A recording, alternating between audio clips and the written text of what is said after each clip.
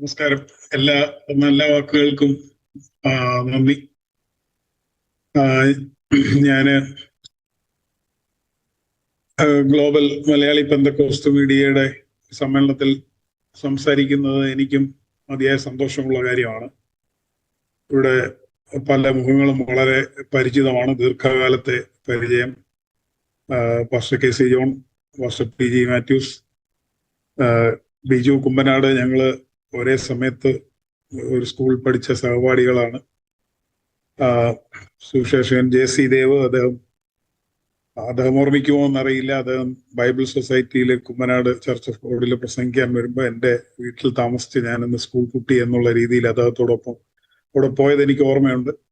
അങ്ങനെ ദീർഘകാലമായി പരിചയമുള്ള പരിണിതപ്രജ്ഞരായ നിങ്ങളുടെ മധ്യത്തിലായിരിക്കുന്നതിൽ സന്തോഷമുണ്ട്. എന്ന് മാത്രമല്ല, ഞാൻ എൻ്റെ പിതാവ് ഒരു 6 പെന്തക്കോസ്തിലുമാണ്. ബ്രദറിലുള്ള 3 പേരും മരണപ്പെടുകയും പെന്തക്കോസ്തുകാരായിട്ടുള്ള 3 ഒരു സഹോദരിയും 2 സഹോദരന്മാരും ഇന്ന് അമേരിക്കയിലാണ്. അവര് ആണ് ജീവനോട് അവശേഷിക്കുന്നത്. അപ്പൊ ഞാൻ പറഞ്ഞു വന്നത്, ഞാൻ ഒരു തരത്തിൽ ഒരു ഇൻസൈഡറാണ്. ആ ഒരു കവിയറ്റ് എനിക്ക് വേണം എന്നാണ് എനിക്ക് തോന്നുന്നത്. അതുകൊണ്ട് ഞാൻ ഉറക്കെ ചിന്തിക്കുക മാത്രമാണ്. അത് വളരെ സെൽഫ് ക്രിട്ടിക്കലായിട്ടും കൂടിയാണ്. ഞാൻ വിവരവിനിമയ സാങ്കേതിക വിദ്യ രംഗത്ത് പ്രവർത്തിക്കുന്ന ഒരാളാണ്. ഇൻഫർമേഷൻ കമ്മ്യൂണിക്കേഷൻ ടെക്നോളജി എന്നാണ് പറയുന്നത്. ഇതിൽ സാങ്കേതിക വിദ്യ എന്നുള്ളത് താരതമ്യേന അപ്രാധാന്യമായ ഒന്നാണ്. പ്രധാനപ്പെട്ട കാര്യം വിവരവിനിമയം എന്നുള്ളതാണ്. നിങ്ങളും മീഡിയ എന്നുള്ള രീതിയിൽ നേരത്തെ പാസ്റ്റർ കെ സി ജോൺ സൂചിപ്പിച്ചതുപോലെ ഇൻഫർമേഷൻ കമ്മ്യൂണിക്കേഷൻ, വിവരവിനിമയത്തിൽ ഏർപ്പെട്ടിട്ടുള്ളവരാണ്. എന്ന് മാത്രമല്ല, നമ്മളിവിടെ ചിന്തിച്ചു കഴിഞ്ഞതുപോലെ എല്ലാ ക്രിസ്ത്യാനികളും സത്യത്തിൽ ഒരു വിവരവിനിമയത്തിൽ ഏർപ്പെടുന്നവരാണ്. അതിന് നൂതനമായ മാർഗങ്ങൾ കണ്ടെത്തുന്നവരെ ആദരിക്കുന്ന കാര്യം ഇപ്പോൾ നമ്മളോട് പറഞ്ഞു. അപ്പോൾ അത് പല രീതിയിലൂടെ വിവരവിനിമയം നടത്തുക എന്നുള്ളത്. അതുകൊണ്ട് എല്ലാവരും ആ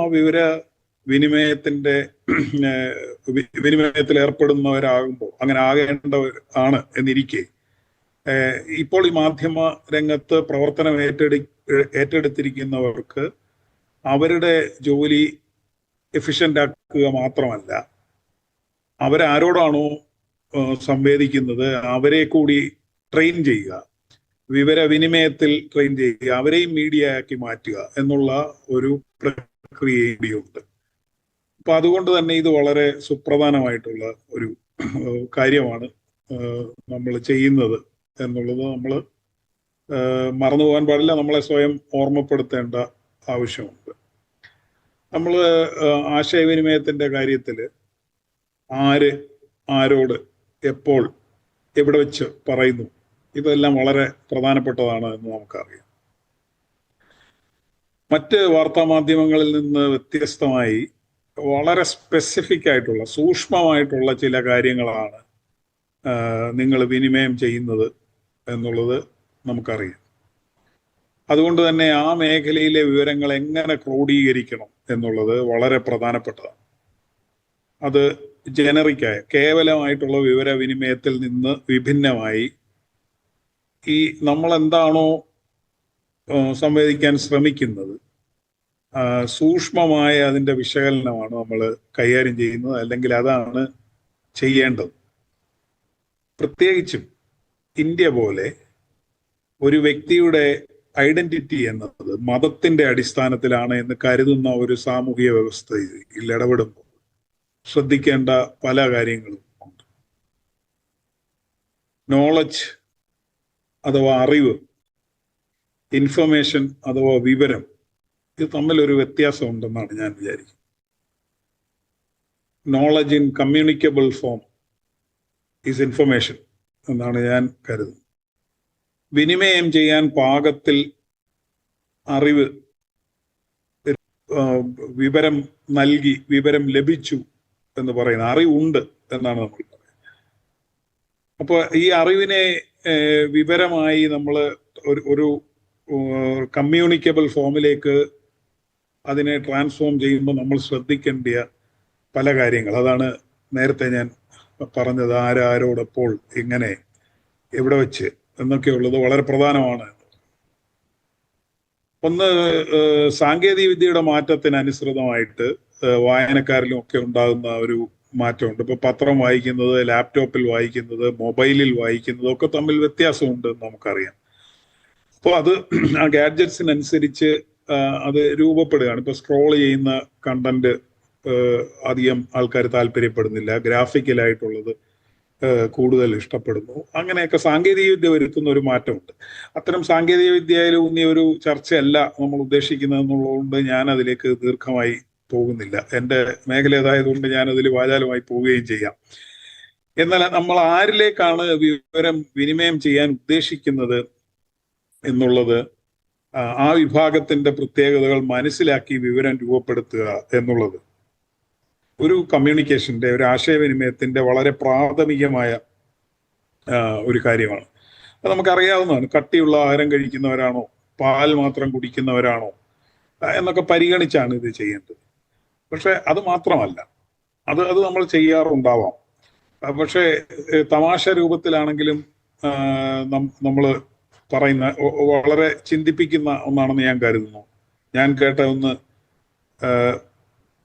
ഇന്ന് നീ മരിച്ചാൽ എവിടെ പോകും എന്ന ഉപദേശിയുടെ ചോദ്യത്തിന് മരിച്ചില്ലെങ്കിൽ എവിടെ പോകുമെന്ന് വേവലാതിപ്പെട്ട് നടക്കുകയാണ് ഞാൻ എന്ന് മറുപടി പറയുന്ന ഒരാളെ കുറിച്ച് കേട്ടിട്ടുണ്ട്. അതായത് അതിൽ തമാശയേക്കാൾ ഉപരി അതില് കഴമ്പുണ്ട് എന്നാണ് ഞാൻ വിചാരിക്കുന്നത്. സംസാരിക്കുമ്പോൾ അങ്ങനെ ഉള്ളവരോട് എമ്പതി ഇല്ലാതെ സംസാരിക്കുന്നത് അവരിലേക്ക് ഒന്നും എത്തിക്കില്ല എന്നാണ് ഞാൻ കരുതുന്നത്. എന്ന് മാത്രമല്ല, നേരത്തെ നമ്മൾ പറഞ്ഞതുപോലെ നമ്മളൊരു സൂക്ഷ്മമായ ഒരു വിഷയമാണ് കമ്മ്യൂണിക്കേറ്റ് ചെയ്യാൻ ശ്രമിക്കുന്നത്. അതുകൊണ്ട് തന്നെ ഈ നേരത്തെ പറഞ്ഞ മരിച്ചില്ലെങ്കിൽ എങ്ങോട്ട് പോകും എന്നുള്ള വിഷയം അഡ്രസ്സ് ചെയ്യപ്പെടുന്നില്ലെങ്കിൽ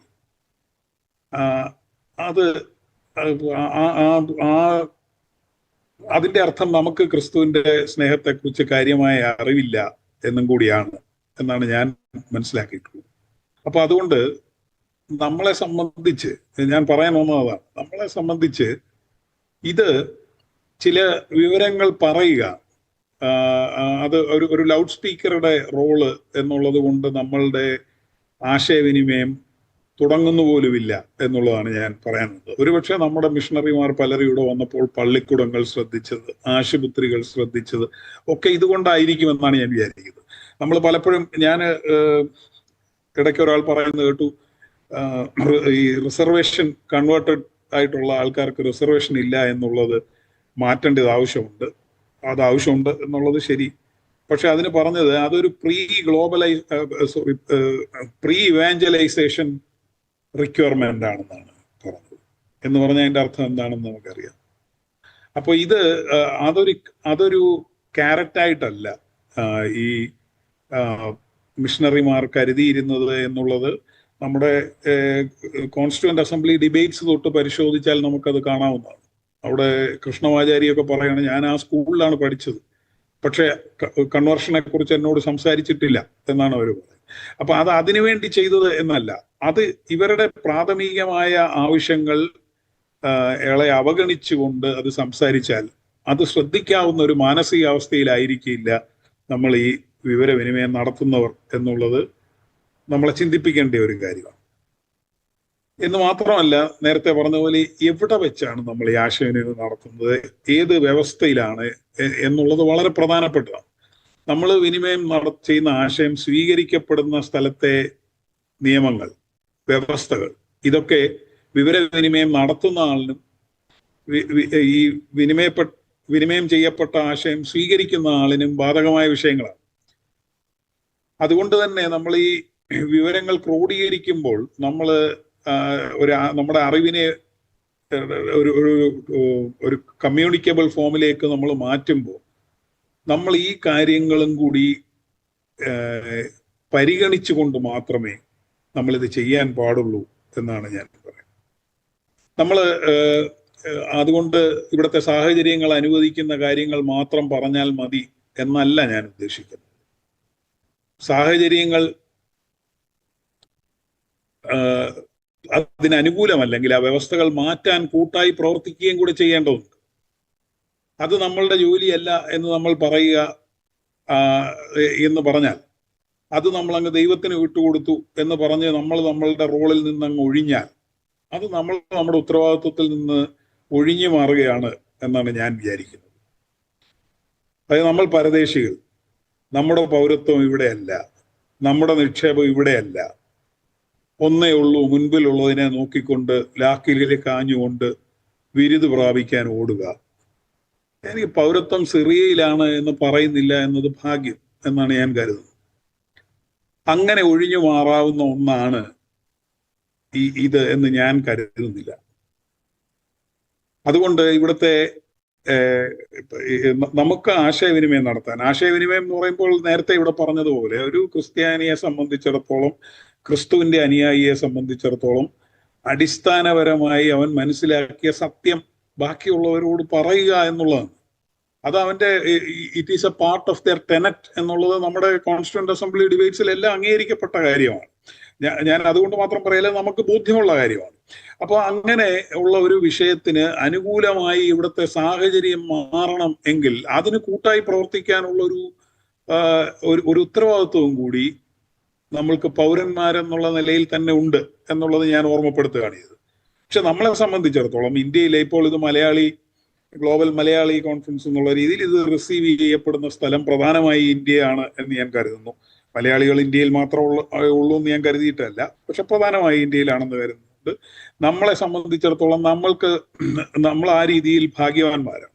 നമുക്ക് ഈ സ്റ്റാറ്റസ് കോ മെയിൻറ്റെയിൻ ചെയ്താൽ മാത്രം, അവിടെയാണ് നമ്മൾ മനസ്സിലാക്കേണ്ട ഒരു കാര്യം. നമ്മെ സംബന്ധിച്ചിടത്തോളം നമ്മുടെ ഭരണഘടന പ്രതിനിധാനം ചെയ്യുന്ന ഇത്തരം നമ്മൾ ഈ പറഞ്ഞ തരത്തിൽ സൂക്ഷ്മമായി വിവരവിനിമയത്തിന് അനുയോജ്യമായ ടൈലർ മെയ്ഡ് എന്ന് പറയാവുന്നത് പോലെ ഒരു സാഹചര്യമാണ്.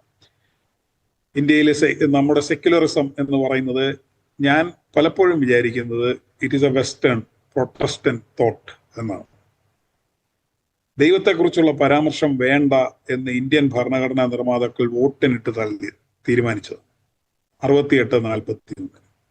എന്നാൽ ദൈവത്തെക്കുറിച്ച് പരാമർശമില്ലാത്ത ഇന്ത്യൻ ഭരണഘടനയിൽ മതം, റിലിജിയൻ ഒരു പൗരന്റെ മൗലിക അവകാശം. അതായത് ഒരു പൗരന്റെ ആവിഷ്കാര സ്വാതന്ത്ര്യത്തിന്റെ ഭാഗമാണ് മതം എന്നത്. ഇന്ത്യൻ ഭരണഘടനാ നിർമ്മാണ സമിതിയിലെ ക്രിസ്ത്യൻ പ്രതിനിധികൾ അവര് ഭരണഘടനയുടെ കരടിലില്ലാതിരുന്ന പ്രൊപ്പഗേഷൻ ഓഫ് റിലിജിയൻ എന്നത് കൂട്ടിച്ചേർക്കാനായി തീവ്രമായി വാദിച്ചവരാണ്. അങ്ങനെയാണ് അത് കൂട്ടിച്ചേർക്കുകയും ആ പ്രൊപ്പഗേഷൻ ഓഫ് റിലിജിയൻ, പ്രചരണം എന്നുള്ളത് ഒരു മൗലിക അവകാശമായി ഇന്ത്യയിലെ പൗരന്മാർക്ക് ലഭിക്കുകയും ചെയ്തു. നമ്മൾ മനസ്സിലാക്കേണ്ടത് നിലവിലുള്ള സാഹചര്യത്തിൽ കേശവാനന്ദ ഭാരതി കേസിലെ വിധിയുടെ അടിസ്ഥാനത്തിൽ the basic doctrine of our constitution cannot be amended even by a constitutional amendment. അപ്പൊ ഈ അടിസ്ഥാന തത്വങ്ങൾ ഒരു ഭരണഘടനാ ഭേദഗതി കൊണ്ടുപോലും മാറ്റാൻ പറ്റില്ല. അവിടെയാണ് ഈ പ്രൊപ്പഗേഷൻ ഓഫ് റിലിജിയൻ ഒരു മൗലിക അവകാശമായി ഒരു പൗരന് ലഭിച്ചിരിക്കുന്നത്. അതായത് തങ്ങൾക്ക് റിസർവേഷൻ വേണ്ട എന്നാണ് ക്രിസ്ത്യൻ പ്രതിനിധികൾ പറഞ്ഞത്. We are not a close group, നമ്മളൊരു അടഞ്ഞ ഗ്രൂപ്പ്, എല്ലാവർക്കും വരികയും പോവുകയും ചെയ്യാവുന്ന ഒരു വിശ്വാസ സംവിധാനമാണിത് എന്നാണ് അവർ വാദിച്ചത്. ഈ വിശ്വാസത്തിന്റെ അടിസ്ഥാന പ്രമാണമാണ് ഈ പ്രചരണം എന്നുള്ളത് കൊണ്ട്, മനസ്സിലാക്കിയ സത്യം ബാക്കിയുള്ളവരോട് പറയുക എന്നുള്ളത് കൊണ്ട് ഇത് അംഗീകരിച്ചേ മതിയാകൂ എന്നുള്ള വാദം അവിടെ അംഗീകരിക്കപ്പെടുകയാണ് ഉണ്ടായത്. കെ മുൻഷി ഹിന്ദു മുന്നണിയുടെ സ്ഥാപക നേതാക്കളിൽ ഒരാളാണ്. അദ്ദേഹം വരെ അവസാനം അത് അംഗീകരിക്കുകയാണ് ഉണ്ടായത്. കാരണം ഇത് ഫ്രീഡം ഓഫ് എക്സ്പ്രഷന്റെ സബ്സെറ്റാണ്, അതുകൊണ്ട് ഇത് കൊടുത്തേ മതിയാകൂ എന്നുള്ളതാണ് അദ്ദേഹം പറഞ്ഞത്. അപ്പൊ എന്തിനാണ് നമ്മൾ പ്രചരണം നടത്തുന്നത്? നമ്മൾ പ്രചരണം നടത്തുന്നത് തീർച്ചയായിട്ടും കേൾവിക്കാരെ പരിവർത്തനം ചെയ്യാനാണ്. അതിലൊരു സംശയവുമില്ല. പ്രചരണം എന്നുള്ളത് പരിവർത്തനത്തിന് വേണ്ടിയാണ്. ഫ്രീഡം ഓഫ് കോൺഷ്യൻസ് ആണ് അനുവദിച്ചു തന്നിരിക്കുന്നത്. നിങ്ങളുടെ മനസാക്ഷിക്കുള്ള സ്വാതന്ത്ര്യമാണ്. ഏത് മതവിശ്വാസവും സ്വീകരിക്കാൻ ഉള്ള അവകാശം തരികയും ആ സ്വീകരിച്ച മതം, പ്രാക്ടീസ്, പ്രൊഫസ് ആൻഡ് പ്രൊപ്പഗേറ്റ്. ഇതാണ് ഒരു വ്യക്തി അവൻ്റെ മനസാക്ഷിയുടെ സ്വാതന്ത്ര്യം അനുസരിച്ച് ചെയ്യുന്ന കാര്യങ്ങളാണ്. ഞാൻ ഇതിന് 1977 വന്നൊരു സുപ്രീം കോടതി വിധിയുണ്ട്. കൺവേർഷനുള്ള റൈറ്റ് അല്ല, പ്രൊപ്പഗേഷനുള്ള റൈറ്റാണ് കൊടുത്തത്. ഞാൻ അവിടെയാണത് പറയാൻ വന്നത്. നമ്മൾ വിനിമയം ചെയ്യുന്ന വിവരങ്ങളിൽ സൂക്ഷ്മത വേണമെന്ന് ഞാൻ പറയാൻ വന്ന കാര്യം അതാണ്. നമ്മൾ മനസ്സിലാക്കേണ്ടത്, ഇന്ത്യ ഒരു ഹിന്ദു രാഷ്ട്രമായി വേണം രൂപപ്പെടുത്താൻ എന്ന് ചിന്തിക്കുകയും അതിനുവേണ്ടി വാദിക്കുകയും ചെയ്ത ധാരാളം ആളുകൾ അന്ന് തന്നെ സ്വതന്ത്ര ഇന്ത്യയിൽ ഉണ്ടായിരുന്നു, ഭരണഘടനാ നിർമ്മാണ സമിതിയിലും ഉണ്ടായിരുന്നു.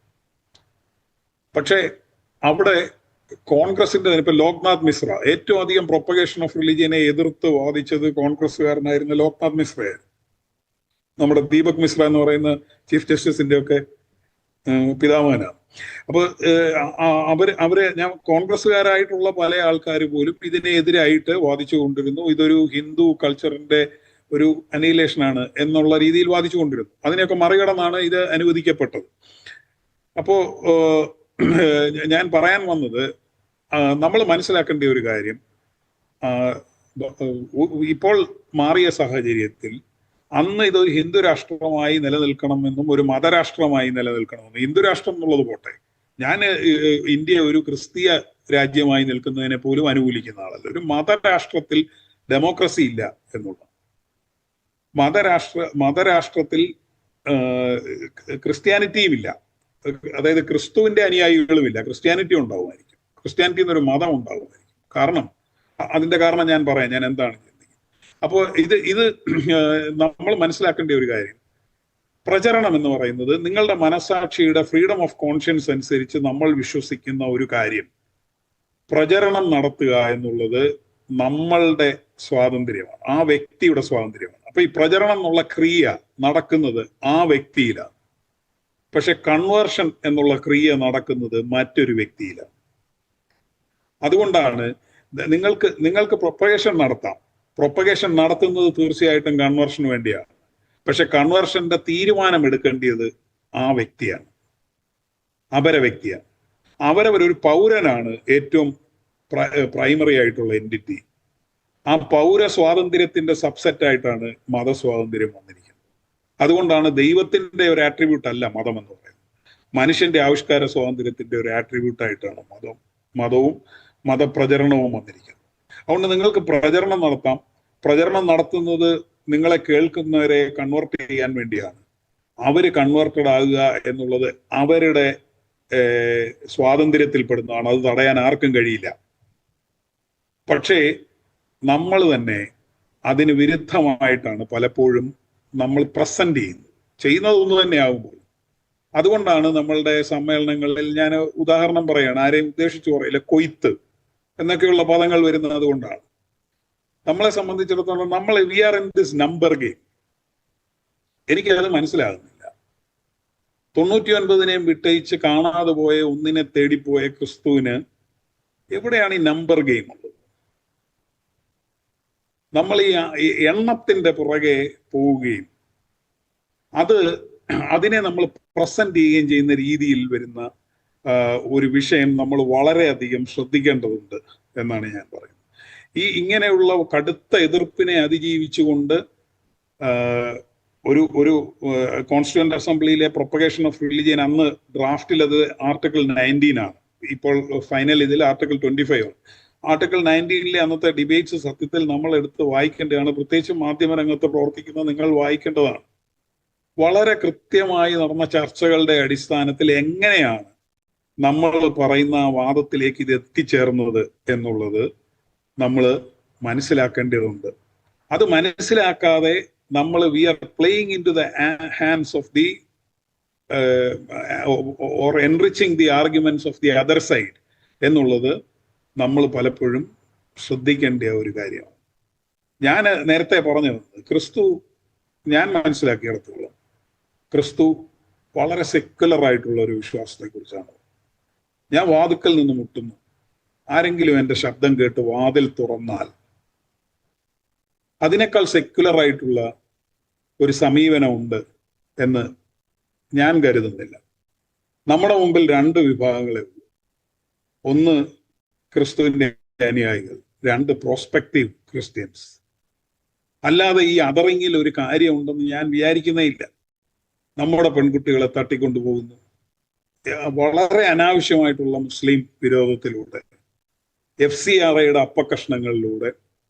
ഈ മതേതര സമീപനത്തെ, സംവിധാനത്തെ, ഇപ്പോൾ നിലനിൽക്കുന്ന വ്യവസ്ഥയെ തച്ച് തകർക്കാൻ നിൽക്കുന്നവർക്ക് കൂട്ടുനിൽക്കുന്നതെന്ന് പറഞ്ഞാൽ ഈ മുസ്ലിം വിരോധം ആവശ്യത്തിലധികം പറയുക വഴി സത്യത്തിൽ we are conniving with the other group. ഇത് 30 വെള്ളിക്കാശിനേക്കാൾ വലിയ ഒറ്റാണ്. അതുകൊണ്ടാണ് ഈ സമീപകാലത്ത് കത്തോലിക്ക സഭയിലെ കന്യാസ്ത്രീകൾക്കും വൈദികർക്കും എതിരെ ഉണ്ടായ ആക്രമണത്തിന്റെ സമയത്ത് കേന്ദ്രമന്ത്രി ശ്രീ ജോർജ് കുര്യൻ നടത്തിയ ഒരു പ്രസ്താവന നമ്മൾ ശ്രദ്ധിക്കേണ്ടതുണ്ട്. മതപരിവർത്തനത്തിന് ശ്രമിക്കുന്ന പുതിയ സഭകളുണ്ടെന്നും പരമ്പരാഗതമായ പള്ളികൾ അങ്ങനെ മതപരിവർത്തനത്തിന് നിൽക്കുന്നവരല്ലെന്നും ഈ വ്യത്യാസം അവരെ ബോധ്യപ്പെടുത്തുന്നതിൽ, ആരെ? ഈ തെരുവിലിറങ്ങുന്ന വിജിലൻസ് ഗ്രൂപ്പ്സിനെ ബോധ്യപ്പെടുത്തുന്നതിൽ വീഴ്ച വരുന്നു. കാരണം വേഷവിധാനത്തിലൂടെ തിരിച്ചറിയാൻ കഴിയുന്നില്ല എന്നുമാണ് അദ്ദേഹം പറഞ്ഞത്. ഇതിലെ അപകടം നമ്മൾ തിരിച്ചറിയേണ്ടതുണ്ട്. ഈ ഭരണഘടനയല്ല, ഇത് നിർമ്മാണ ഘടനയാണ്. This nation was constituted by a constitution. We the people of India constituted this nation this way.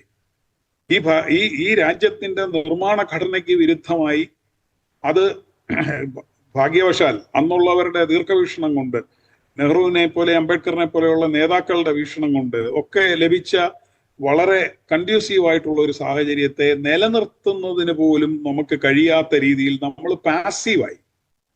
നമ്മളിപ്പോൾ കിട്ടുന്ന ചില സംവിധാനങ്ങൾ സംരക്ഷിക്കാൻ, നേരത്തെ പറഞ്ഞ പോലെ വിദേശത്തു നിന്ന് പണം വരുന്നതിന് തടസ്സമില്ലാതെ വരാൻ ഒക്കെ വേണ്ടി നമ്മൾ പല കാര്യങ്ങളിലും മൗനമായിരിക്കുക. ഈ രാജ്യത്തുള്ള മതപരിവർത്തന നിരോധന നിയമങ്ങൾ മുഴുവൻ ഭരണഘടനാ വിരുദ്ധമാണ്. അങ്ങനെ ഒരു നിയമം എന്ന് പറയുന്നതിനെ നമ്മൾ മുളയിലേ എതിർക്കേണ്ടതായിരുന്നു. പലതും കോൺഗ്രസ് ഗവൺമെന്റ് കാലത്ത് തന്നെ വന്നതാണെന്ന് നമുക്കറിയാം. ഇത് ഇപ്പോൾ നിർബന്ധിത മതപരിവർത്തന നിയമം, നിർബന്ധിത പരിവർത്തനം, അതേത് പരിവർത്തനമായിക്കോട്ടെ, മതപരിവർത്തനമായിക്കോട്ടെ, രാഷ്ട്രീയ പരിവർത്തനമായിക്കോട്ടെ, മറ്റെന്തും ആയിക്കോട്ടെ, ഒരാളുടെ അഭിപ്രായത്തെ പണം കൊടുത്തോ ഭീഷണിപ്പെടുത്തിയോ പ്രലോഭിപ്പിച്ചോ മാറ്റുന്നത് കുറ്റകരമാണ്. രാഷ്ട്രീയത്തെ കുതിരക്കച്ചവടം എന്ന് നമ്മൾ പറയുന്നത് അറിയാം, കുറ്റകരമാണ്. പക്ഷെ മതപരിവർത്തനത്തിന് മാത്രം നിർബന്ധിത മതപരിവർത്തന നിരോധന നിയമം കൊണ്ടുവരുന്നത് എന്തിനാണ്? മതപ്രചരണം അതിനെ തടസ്സപ്പെടുത്താനാണ്. ഇത് തുറന്നു കാട്ടുന്നതിൽ ഇവിടുത്തെ ക്രിസ്തീയ സഭകളെല്ലാം പരാജയപ്പെട്ടു. വ്യവസ്ഥാപിതമായിട്ടുള്ള ഈ ഞാൻ പേരുകൾ പറയുന്നില്ല, ഈ പല പള്ളികൾക്കും അവരുടെ അധികാരം, ആഡംബരം, മറ്റു പല നിയമത്തിന്റെ മുന്നിലുള്ള കേസുകള്, ഇതിൽ നിന്നൊക്കെ രക്ഷപ്പെടുക എന്നുള്ള CBCI ഇപ്പൊ കഴിഞ്ഞ ദിവസം പ്രധാനമന്ത്രിയെ കണ്ടപ്പോൾ ഇതിലുള്ള കൺസേൺ രേഖപ്പെടുത്തി എന്നുള്ളത് മറന്നുകൊണ്ടല്ല ഞാൻ പറയുന്നത്. പക്ഷെ അതൊരു പാസീവായിട്ട് പറഞ്ഞു പോകുന്നതാണ്, വേണ്ട രീതിയിൽ അത് ഉന്നയിക്കുന്നില്ല എന്നാണ് ഞാൻ വിചാരിക്കുന്നത്. അപ്പോൾ ഞാൻ പറഞ്ഞു വന്നത്, നമ്മൾ നിൽക്കേണ്ടത്, നമ്മൾ സംസാരിക്കേണ്ടത് ബഹുസ്വരതയ്ക്ക് വേണ്ടിയാണ്, മതേതരത്വത്തിന് വേണ്ടിയാണ്, ആവിഷ്കാര സ്വാതന്ത്ര്യത്തിന് വേണ്ടിയാണ്. ഏതാശയം വിനിമയം ചെയ്യാനുള്ള സ്വാതന്ത്ര്യത്തിന് വേണ്ടി നിലകൊള്ളുകയാണ് നമ്മൾ ചെയ്യേണ്ടത്. വിരുദ്ധ അഭിപ്രായങ്ങൾ വിനിമയം ചെയ്യുമ്പോൾ നമ്മൾ അസ്വസ്ഥരാകേണ്ട കാര്യമില്ല എന്നാണ് ഞാൻ വിചാരിക്കുന്നത്. അരുതാത്ത ഫലങ്ങളുള്ള വൃക്ഷങ്ങൾ ഇല്ലാത്ത ഒരു ഏതൻ ക്രിസ്തീയ സങ്കല്പമേ അല്ല എന്നാണ് ഞാൻ മനസ്സിലാക്കിയിട്ടുള്ളത്. ഫ്രീ വിൽ എന്നുള്ളത് ദൈവനിശ്ചയപ്രകാരം മനുഷ്യ സൃഷ്ടിയിൽ ഉൾപ്പെട്ടതാണ്. ഇത് പ്രചരിപ്പിക്കേണ്ടത് എന്നത്തെക്കാളിലും പ്രാധാന്യം അറിയിക്കുന്ന സമയമാണിതെന്ന് എന്നാണ് ഞാൻ വിചാരിക്കുന്നത്. നമ്മൾ ക്രിസ്തുവിനെ കുറിച്ച് അത്രയധികം പൊസസീവ് ആകേണ്ട കാര്യമില്ല. നമ്മൾ വാളെടുക്കുകയോ ചെവി എരിയുകയോ ചെയ്യേണ്ട കാര്യമില്ല. മുകളിൽ നിന്ന് കൊടുത്തിട്ടില്ലെങ്കിൽ നിങ്ങൾക്കൊന്നും ചെയ്യാൻ കഴിയില്ല എന്ന് ക്രിസ്തു തന്നെ പറഞ്ഞതാണ്. അതുകൊണ്ട് ആരെങ്കിലും ഒരു ക്രിസ്തുവിനെ കുറിച്ച് എന്തെങ്കിലും പറയുമ്പോൾ ഇത്രയും വേവലാതിപ്പെടുകയും ബഹളം ഉണ്ടാക്കുകയോ, അങ്ങനെ ക്രിസ്തുവിന് നമ്മുടെ ഒരു പ്രൊട്ടക്ഷൻ ആവശ്യമുണ്ടെന്ന് ഞാൻ കരുതുന്നില്ല. അപ്പൊ അതുകൊണ്ട് ഈ നിലവിലുള്ള സാഹചര്യം ഞാൻ പറഞ്ഞു വന്നതാണ്, ഈ ബഹുസ്വരതയുള്ള, മതേതരത്വമുള്ള, ആവിഷ്കാര സ്വാതന്ത്ര്യം ഉറപ്പു നൽകുന്ന ഒരു ഭരണഘടന, ആ വ്യവസ്ഥ സംരക്ഷിക്കപ്പെടേണ്ടത് വളരെയധികം സുപ്രധാനമാണ്. ഈ മാധ്യമ പ്രവർത്തനം നിലനിൽക്കുന്നതിന് അത് സുപ്രധാനമാണ്. ക്രിസ്തീയ ജീവിതം നയിക്കേണ്ടതിന് അത് പ്രധാനമാണ്. അപ്പൊ അതുകൊണ്ട് അതിനുവേണ്ടി നിലകൊള്ളുക എന്നുള്ളത് വളരെ പ്രധാനപ്പെട്ടതാണ്. ഇത് നമ്മളുടേതല്ല, ഇത് ലൗകികം, ഇത് ആത്മീയം. ഈ വേർതിരിവിൽ തന്നെ എനിക്ക് മനസ്സിലാകുന്നില്ല. സെക്യുലർ ജീവിതത്തിൽ അങ്ങനെയാണെന്ന് പലരും പറയുന്നത് ഞാൻ കേട്ടിട്ടുണ്ട്. എനിക്ക് ഒരൊറ്റ ജീവിതമേ ഉള്ളൂ, എനിക്ക് മനസ്സിലാകുന്നില്ല. We have only one life, that is A secular way of life.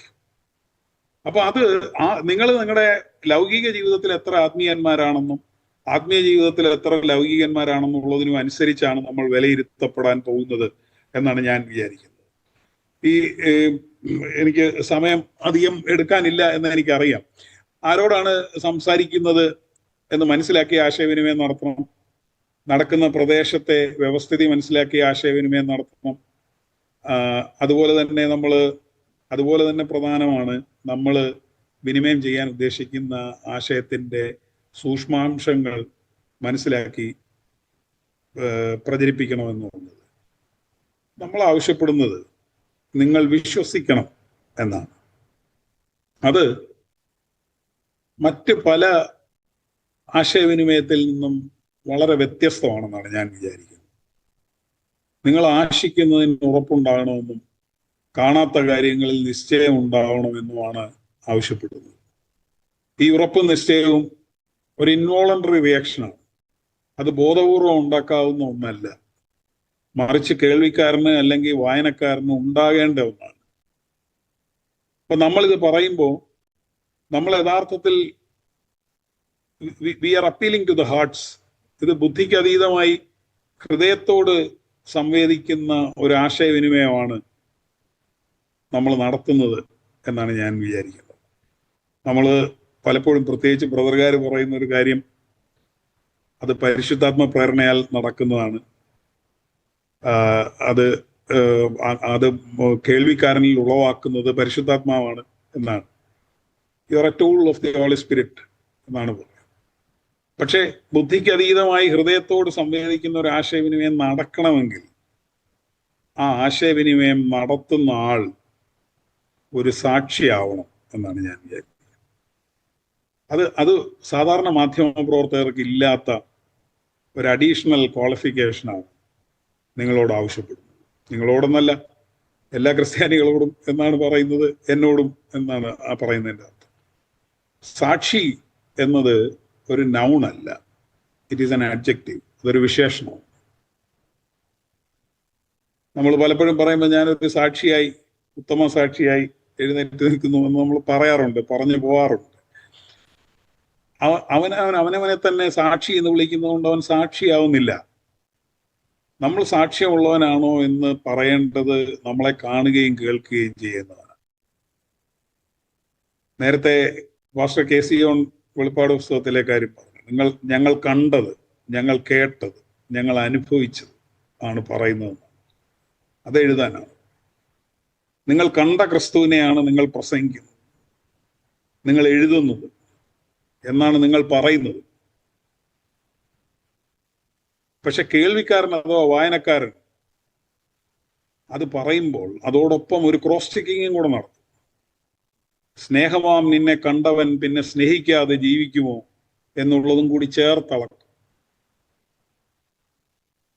അപ്പൊ ഇത് ഒരു അശരീരി പോലെ, ഒരു ലൗഡ് സ്പീക്കർ പോലെ, ഒരു വഴിയിൽ കിടക്കുന്ന ഒരു കടലാസ് പോലെ അല്ല. ഇതാരാണ് പറയുന്നത് എന്നുള്ളത് വായനക്കാരനെ ചിന്തിപ്പിക്കാവുന്ന, കേൾവിക്കാരനെ ചിന്തിപ്പിക്കാവുന്ന ഒരു കാര്യമാണ്, ചിന്തിപ്പിക്കേണ്ട ഒരു കാര്യമാണ്. അതുപോലെ തന്നെ പ്രധാനമാണ് എന്താണ് നിങ്ങളെ കൊണ്ട് ഇത് പറയിപ്പിക്കുന്നത് എന്നുള്ള വായനക്കാരന്റെ അല്ലെങ്കിൽ കേൾവിക്കാരന്റെ ഒരു മുൻവിധി അഥവാ തിരിച്ചറിവ് എന്ന് പറയുന്നത്. ക്രിസ്തുവിന്റെ സ്നേഹം നിങ്ങളെ നിർബന്ധിക്കുന്നതാണ്, അതോ വാടാത്ത നിക്ഷേപം തേടി ഇറങ്ങി പുറപ്പെട്ടതാണോ എന്നത് വളരെ പ്രധാനമാണെന്നാണ് എനിക്ക് തോന്നുന്നത്. എന്നെ ഒരുപാട് ചിന്തിപ്പിച്ചിട്ടുള്ള ഒരു കാര്യം ഞാൻ പറയാം. ഞാൻ നേരത്തെ പറഞ്ഞ പോലെ ഒരു കമ്മ്യൂണിസ്റ്റ് സഹവാസമാണ്. ഭൗതികവാദം പറയുന്നവര് അവരുടെ ആത്മീയതയും ആത്മീയവാദം പറയുന്നവരുടെ ഭൗതികതയും എനിക്ക് ഭയങ്കര അത്ഭുതം തോന്നിയിട്ടുള്ള കാര്യമാണ്. മരണാനന്തരം ശൂന്യം എന്ന് കരുതുന്ന ഭൗതികവാദികൾ തങ്ങളുടെ സഹജീവികളുടെ വേദനയിൽ ദുഃഖിക്കുന്നതും അതിന് ആശ്വാസം ഏകാൻ പ്രവർത്തിക്കുന്നതും എത്ര ആത്മീയമാണ് എന്നൊന്ന് ആലോചിച്ചു. എനിക്ക് മനസ്സിലാകുന്നില്ല. They don't expect A reward. ഞാൻ അത്ഭുതപ്പെട്ടു പോയിട്ടുണ്ട്. എന്നാൽ അഴിഞ്ഞു പോകാത്ത നിക്ഷേപത്തിനായി സഹജീവികളോട് സുവിശേഷം അറിയിക്കുന്നവർ അവരെ നയിക്കുന്നത് എത്ര ഭൗതികമായ താല്പര്യങ്ങളാണ് എന്ന് ആലോചിച്ചു. ഞാൻ വീണ്ടും പറയണം, വളരെ സെൽഫ് ക്രിട്ടിക്കലായിട്ട് പറയാം. ഇതെല്ലാം പോവും. ഇതെല്ലാം ഇവിടത്തെ എല്ലാം അഴിഞ്ഞു പോവും. ഈ സമയം എല്ലാം മെനക്കെടുത്തുക വെറുതെ. നിങ്ങൾ അവിടെ നിക്ഷേപിക്കുക. സത്യത്തിൽ ഒരു നമ്മുടെ മ്യൂച്വൽ ഫണ്ടിന്റെ ഒക്കെ ഇൻവെസ്റ്റേഴ്സ് ഒന്ന് സംസാരിക്കുന്നത് പോലെയാണ് പലരും സംസാരിക്കുക. നിങ്ങൾക്ക് പ്രതിഫലം ലഭിക്കുമോ എന്നതല്ല, പ്രതിഫലത്തിനായിട്ടാണോ പ്രവർത്തിക്കുന്നത് എന്നുള്ളതൊരു പ്രശ്നമാണ്. കാരണം ഈ കേൾവിക്കാരനെ സംബന്ധിച്ചിടത്തോളം അവൻ അതും കൂടി കൂട്ടിയാണ്. നമ്മളോടൊരു കാര്യം പറയുമ്പം ആ ആളിന് അതുകൊണ്ടുള്ള മെച്ചം എന്താണ് എന്നുള്ളതും കൂടെ കൂട്ടിയാണല്ലോ നമ്മൾ ഒരാൾ പറയുന്നതിനെ എടുക്കുക. ഞാൻ വിശ്വാസം പ്രവർത്തിയാലല്ല, എന്നാൽ പ്രവൃത്തിയില്ലാത്ത വിശ്വാസം വ്യർത്ഥമാണ് എന്ന് പറഞ്ഞതുപോലെയാണ് ഞാനിത് പറയുന്നത്. പ്രതിഫലമില്ല എന്നല്ല. പ്രതിഫലത്തിനായിട്ടാണോ പ്രവർത്തിക്കുന്നത്, അതോ ക്രിസ്തുവിന്റെ സ്നേഹം നിങ്ങളെ നിർബന്ധിക്കുന്നതാണോ? പാപികളായിരിക്കുമ്പോൾ തന്നെ നമ്മളെ സ്നേഹിച്ച, നേരത്തെ ഞാൻ പറഞ്ഞ 99 വിട്ടേച്ച് കാണാതെ പോയ ഒന്നിനെ തേടിപ്പോകുന്ന സ്നേഹം. അതുകൊണ്ട് നമ്മളെ അത് വളരെ ചിന്തിപ്പിക്കേണ്ടതാണ്. ഞാൻ സമയം മുന്നോട്ട് പോയെന്ന് എനിക്കറിയാം. ഞാൻ ഒരു കാര്യം കൂടി പറഞ്ഞ് ഞാൻ നിർത്താം. എൻ്റെ കമ്മ്യൂണിസ്റ്റുകാരനായിട്ടുള്ള ഒരു സുഹൃത്ത്, എൻ്റെ സമപ്രായക്കാരനാണ്. അവനോട് ഞാൻ ഈ പല കാര്യങ്ങളും സംസാരിച്ച്, സമാനമായ വിഷയങ്ങൾ സംസാരിച്ചു കൊണ്ടിരിക്കുമ്പോൾ അവൻ എന്നോട് പറഞ്ഞൊരു കാര്യം. അവൻ പഠിച്ചത് ഒരു കോൺവെന്റ് സ്കൂളിലാണ്. ചെറുപ്പം മുതൽ അവൻ ഇത്തരം കാര്യങ്ങൾ കേട്ടിട്ടുണ്ട്. ഇപ്പോൾ ഞാനും അവനോട് സംസാരിക്കുമ്പോൾ ബൗദ്ധികമായിട്ട് ഇതൊക്കെ സംസാരിക്കുന്നു. പക്ഷെ അവൻ എന്നോട് പറഞ്ഞു, അവൻ എഞ്ചിനീയറിംഗ് കോളേജ് പഠിക്കുമ്പോൾ പെന്തക്കോസ്തുകാരനായിട്ടുള്ള ഒരു സുഹൃത്ത് അവനുണ്ടായിരുന്നു. ആ സുഹൃത്ത് ഇവനോട് പറഞ്ഞു, നീ നരകത്തിൽ പോകും എന്ന് പറഞ്ഞു. അപ്പൊ ഇവൻ തിരിച്ചു ചോദിച്ചു, ഞങ്ങളൊന്നും ഇല്ലാത്ത സ്വർഗത്തിൽ നീ എന്തിനാടാ പോകുന്നത്? എന്നിട്ട് എൻ്റെ സുഹൃത്ത് അവിടുന്ന് പോയി. കുറെ കഴിഞ്ഞ് മടങ്ങി വരുമ്പോൾ ഈ പെന്തക്കോസ്തുകാരനായിട്ടുള്ള സുഹൃത്ത് അവിടെ ഇരുന്ന് കരയുന്നതാണ് ഇവൻ കണ്ടത്. അപ്പൊ ഇവന് എന്നോട് വർഷങ്ങൾക്ക് ശേഷം എൻ്റെ സുഹൃത്ത് എന്നോട് പറയുകയാണ്, ഈ ഒരുപാട് പേര് സംസാരിച്ചിട്ടുണ്ടെങ്കിലും അന്ന് അവിടെ ഇരുന്ന് കരഞ്ഞ ആ സുഹൃത്തിന്റെ ആ വേദനിക്കുന്ന ഹൃദയം എന്നെ ഒരുപാട് ഉലച്ചിട്ടുണ്ട്, എന്നെ ഒരുപാട് ചിന്തിപ്പിച്ചിട്ടുണ്ട് എന്ന് പറയാം. ഇത് നമ്മൾ കമ്മ്യൂണിക്കേഷന് ശ്രമിക്കുന്ന എല്ലാവരും മനസ്സിലാക്കേണ്ട ഒരു കാര്യമാണ്. പ്രത്യേകിച്ച് ഹൃദയങ്ങളോട് സംവേദിക്കുന്ന കമ്മ്യൂണിക്കേഷൻ ആകുമ്പോൾ നമ്മളുടെ ലക്ഷ്യം എന്താണ്, നമ്മളെ നയിക്കുന്നത് എന്താണ്, നമ്മൾ ക്രിസ്തുവിന്റെ സ്നേഹത്തെ പ്രദർശിപ്പിക്കുന്നുണ്ടോ, നമ്മൾ അവന്റെ സാക്ഷികളാണോ എന്നൊക്കെ ഉള്ളത് വളരെ പ്രധാനപ്പെട്ടതാണ് എന്നാണ് ഞാൻ വിചാരിക്കുന്നത്. സ്വർഗത്തിൽ പോകാൻ എന്ത് ചെയ്യണം എന്ന ചോദ്യം, അല്ലെ നിത്യജീവൻ ലഭിക്കാൻ എന്ത് ചെയ്യണമെന്ന ചോദ്യം, നിന്നെ പോലെ എൻ്റെ അയൽക്കാരനെ സ്നേഹിക്കാൻ മറുപടി. ആരാണ് അയൽക്കാരൻ? വഴി വീണ് കിടക്കുന്ന ആളെ അവഗണിക്കുന്ന നാട്ടുകാരെ, പുരോഹിതൻ, ലേവ്യൻ, ശമരിയയിൽ നിന്ന് വന്നവൻ.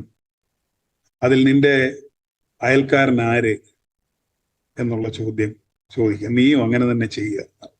ആദ്യത്തെ ചോദ്യം നിത്യജീവൻ പ്രാപിക്കാൻ എന്ത് ചെയ്യണം, അവസാനത്തെ മറുപടി നീയും അങ്ങനെ തന്നെ ചെയ്യുക എന്നാണ്. അപ്പൊ ദൂരെ ശമരിയയിലുള്ളവൻ നിന്റെ അയൽക്കാരനായി മാറുക. നമുക്ക് റോഡിൽ കിടക്കാനാണ് ഇഷ്ടം. ഞാൻ സെൽഫ് ക്രിട്ടിക്കലായിട്ട് പറയുകയാണെ, വീണ്ടും ആവർത്തിക്കുകയാണ്, ഞാൻ ആരെയും കുറ്റപ്പെടുത്തുകയല്ല. നമ്മളത് ആ ശമരിയക്കാരന്റെ റോള് ക്രിസ്തുവിനാണ്. തീർച്ചയായിട്ടും ക്രിസ്തുവിന് നല്ല ശമരിയക്കാരന്റെ റോളാണ്. നമ്മുടെ റോൾ എന്താണ് എന്നുള്ളിടത്ത് ആ ചോദ്യം ചോദിക്കാൻ നമ്മൾ നിർഭാഗ്യവശാൽ തയ്യാറാവുന്നില്ല. നമ്മളത് തയ്യാറാകാത്തിടത്തോളം കാലം നമ്മൾക്ക് ഈ ആശയവിനിമയം സക്സസ്ഫുള്ളായി നടത്താൻ കഴിയുന്നില്ല. കാരണം ഇത് സാക്ഷികൾക്ക് മാത്രം കൈമാറാവുന്ന ഒരു മെസ്സേജാണ് എന്നാണ് ഞാൻ വിചാരിക്കുന്നത്. ഇതിനനുസരിച്ചുള്ള മാറ്റം എനിക്കും നിങ്ങൾക്കും ഒക്കെ വരുത്താൻ കഴിയട്ടെ എന്ന് ആശിച്ചുകൊണ്ട് ഞാൻ നിർത്തുന്നു. അവസരം തന്നതിന് നന്ദി.